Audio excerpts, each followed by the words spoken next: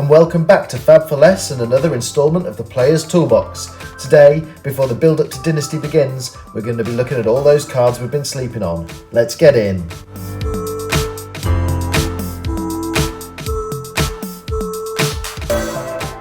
Sleeper cards are those cards that have gone under the radar. They might be full of potential, and a new set might unlock that potential. Whenever legendary equipment ducks below the £50 mark, it's always worth taking note. It's surprising that Eluvian Constellus has gone this low, especially considering we know that there is a wizard coming in Dynasty, albeit that he's a little bit niche. Ghostly Touch has started to see some play in Dramai, but I'm not sure that Dramai can unlock its full potential. Crown of Reflection has been about as disappointing as doing long division and getting a remainder, but with Prism hitting Living Legend, and a new illusionist maybe on the horizon, perhaps the Crown might see some play. The first non-attack action on our list is Fog Down.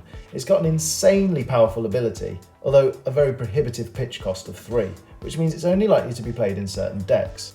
Over recent sets we've seen several Guardian cards with an Aura synergy. Fog Down could be a staple for Guardians in certain matchups. Forged for War has been in hibernation since Welcome to Wraith, but a zero-cost Aura with a potentially big upside could be what Guardian players are looking for. Yoji might hint at more Guardians to come. Tome of Firebrand isn't seeing much play at the minute, but anything that says draw cards on it is worth considering in this game, especially when we know there's going to be Draconic synergies.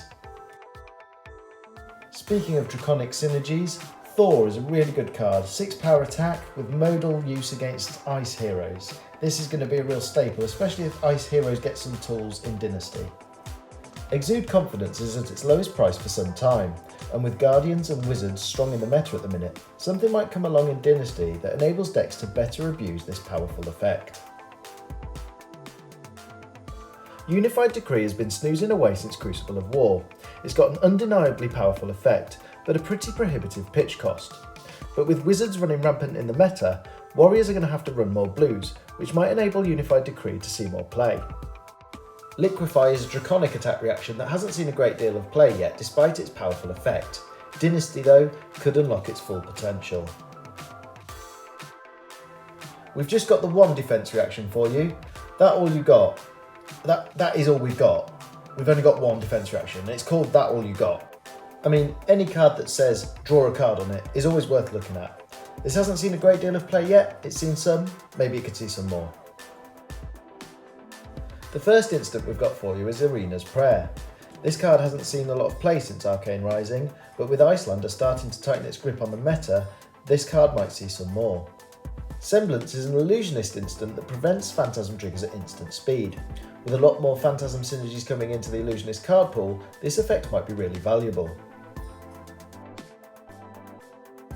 We saw a whole slew of items introduced during Everfest, although most of it's been dismissed as nothing but jank.